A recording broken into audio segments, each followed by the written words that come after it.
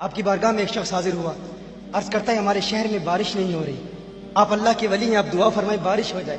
بایزید بستامی رحمۃ اللہ تعالی علیہ پر رکت طاری ہو گئی، رونے لگے، رو کے کہتے ہیں جس شہر میں گنہگار نافرمان ہو اس شہر میں اللہ کی رحمت کی بارش نہیں برستی، میں گنہگار ہوں، میری وجہ سے بارش نہیں ہو رہی، میں شہر چھوڑ کے چلا جاؤں گا، بارش ہو جائے گی۔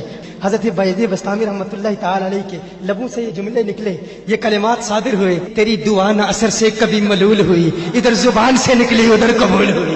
یہ جملہ نکلنا تھا، ادھر بایزید بستامی رحمۃ اللہ تعالی علیہ شہر سے باہر جاتے ہیں، اللہ کو یہی بات پسند آ گئی، وہ باہر جاتے ہیں، بارش کی برسات شروع ہو جاتی ہے۔ ڈرتے اتنا ہے، تقویٰ کا عالم کہ خود کو سب سے زیادہ گنہگار سمجھتے ہیں۔ کسی نے کہا کہ میری بیل کی دم اچھی ہے یا آپ کی داڑھی اچھی ہے؟ بایزید بستامی فرماتے ہیں اگر میری نجات ہو گئی میری داڑھی بہتر ہے، وگرنہ تیرے بیل کی دم ہی بہتر ہے۔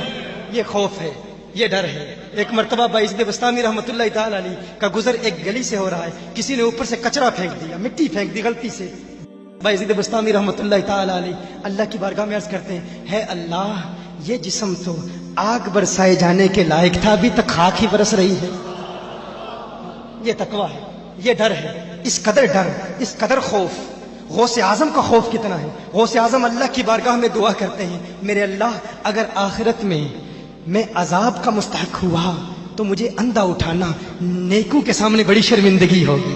یہ ڈر ہے غوث پاک کا، یہ خوف ہے غوث پاک کا۔ یہ ڈرتے ہیں، کس قدر ڈرتے ہیں، لیکن ان کے ڈر میں اور ہمارے ڈر میں فرق کیا ہے وہ فرق واضح کروں گا۔ حضرت حسن بصری رحمۃ اللہ تعالی علیہ اپنی توبہ کا واقعہ بیان فرماتے ہیں۔ وہ فرماتے ہیں کہ میں امیر کبیر شخص تھا، بہت امیر تھا، اور بصرہ کی گلیوں میں غریبوں کی خدمت کیا کرتا تھا۔ اچانک میں نے ایک حسین عورت کو دیکھ لیا اور میں اسے دیکھتا ہی رہ گیا۔ اس عورت نے مجھے کہا اما تشتہی، تجھے شرم نہیں آتی؟ میں نے کہا ممن، کس سے شرماؤں؟ اس نے کہا وہ جو آنکھوں کی خیانت کو دیکھتا ہے اور دلوں کے پوشیدہ رازوں کو جانتا ہے، تجھے شرم نہیں آتی، تجھے حیا نہیں آتی؟ کہا اس کا جملہ تو بہت بڑا تھا۔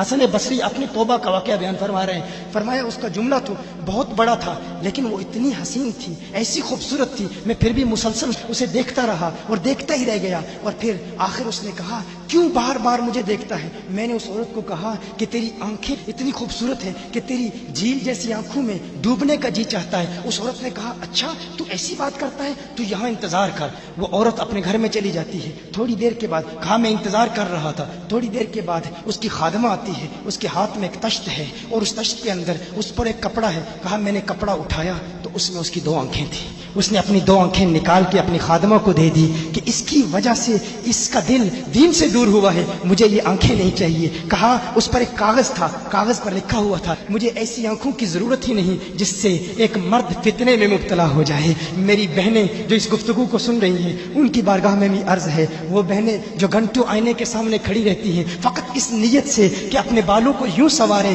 کہ مردوں کو فتنوں میں مبتلا کریں، یا کسی دکان میں جا کر کپڑے خریدتے وقت ان کے ذہن میں فقط یہی خیال ہوتا ہے ایسے کپڑوں کا انتخاب کریں گی کہ جن سے مردوں کو فتنے میں مبتلا کریں۔ یہ بھی امت کی بیٹی ہے جس کی ایک ادا سے ایک شخص ولی کامل بن گیا، حسن بصری بن گیا۔ حسن بصری فرماتے ہیں جب اس کی آنکھیں دیکھی میں تحکم کھو بیٹھا، میں زار و قطار رو رہا تھا، روتے ہوئے میں گھر چلا گیا، پوری رات میں روتا رہا، پوری رات توبہ کرتا رہا، استغفار کرتا رہا۔ حسن بصری فرماتے ہیں فجر کی اذان سنی، اچانک خیال آیا اس عورت کا شکریہ تو ادا کروں کہ جس نے اپنی آنکھیں میرے لیے، میرے دین کے لیے، میرے ایمان کے لیے اور توبہ پر استقامت کی خاطر قربان کر دی۔ کہا میں اس کے گھر گیا، جو ہی اس کے گھر پہنچا تو ادھر اس کا جنازہ نکل رہا تھا، اس کی موت واقع ہو چکی تھی۔ کہا میں رات گھر آیا، میں رات سو گیا، میری آنکھ بند ہوئی، میں نے اس عورت کو خواب میں دیکھا، میں نے کہا کوئی نصیحت کر۔ اس عورت نے کہا کہ جب تنہائی میں ہو اللہ کا ذکر کرتے رہو، اور جب صبح کرو تو استغفار کرو، شام کے وقت استغفار پڑھو۔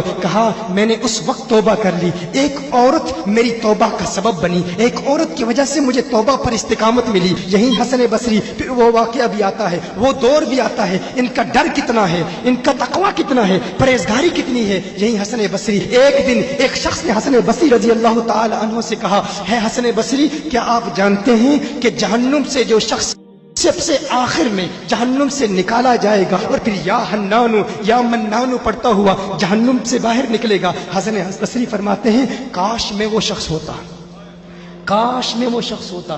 کہا گیا کہ جو جہنم سے سب سے آخر میں نکلے گا، ہزاروں سال جہنم میں رہے گا، یا حنان یا منان پڑھتا ہوا جہنم سے باہر نکلے گا۔ کہا کاش میں شخص ہوتا۔ انہوں نے کہا حضرت آپ کیا فرما رہے ہیں کہ آپ جہنم میں جانا چاہتے ہیں؟ آپ تو بزرگ ہیں، اللہ کے ولی ہیں۔ کہا تم میری بات نہیں سمجھے، وہ جو جہنم سے نکالا جائے گا کم از کم نکلنے کی ضمانت تو ہے، اس سے یہ تو پتا چل رہا ہے کہ ایمان پر موت واقع ہوگی، مجھے اپنے ایمان کی ضمانت نہیں ہے۔ میں نے اس لیے کہا کہ اگر مجھے یہ ضمانت بھی مل جائے کہ میں وہ ہوں تو وہ بھی مجھے قبول ہے، کم از کم ایمان تو سلامت لے کے جاؤں۔ میں کہتا ہوں اللہ فرماتا ہے خوف نہیں ہے، ڈر نہیں ہے، پھر فرماتا ہے یہ ڈرتے بھی ہیں، یہ ڈرتے بھی ہیں، لیکن ان کے ڈر اور ہمارے ڈر میں فرق کیا ہے؟ ان کے ڈر اور ہمارے ڈر میں فرق کیا ہے؟ وہ ایک سے ڈرتے ہیں، کسی دوسرے سے نہیں ڈرتے۔ فرق کیا ہے؟ وہ ایک سے ڈرتے ہیں، ایک سے ڈرتے ہیں، کسی دوسرے سے نہیں ڈرتے۔ ہم اس ایک سے نہیں ڈرتے، اسی لیے ہر ایک سے ڈرتے ہیں۔ یہ فرق ہے، ہم اس ایک سے نہیں ڈرتے اسی لیے ہر ایک سے ڈرتے ہیں۔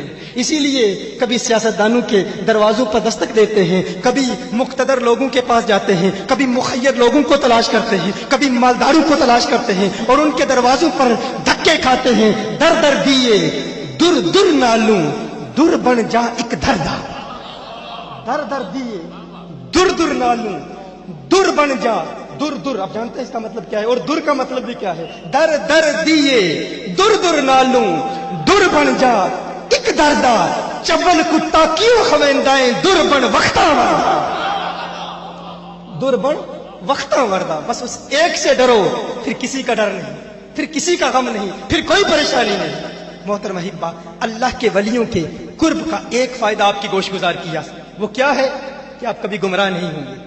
کوئی شخص اسلام کو دہشت گردی کا دین نہیں کہے گا اگر ہم تمام کو اولیاء اللہ کی بارگاہ میں زانو تلمس طے کرنے پر مجبور کر دیں، یہ ارادہ کریں ہم دین کا کام کریں گے۔ یونیورسٹیز میں، کالجز میں جتنے بھی نوجوان آئے ہوئے ہیں، آؤ ارادہ کرو، اگر اسلام کو اس کے عروج رفتہ سے دوبارہ آشنا کرانا چاہتے ہو تو آؤ اپنا کھویا ہوا وقار ایک مرتبہ پھر حاصل کرنے کے لیے ہم یہ ارادہ کریں کہ ہم لوگوں کو عوارف المعارف پڑھائیں گے، کشف المحجوب پڑھائیں گے۔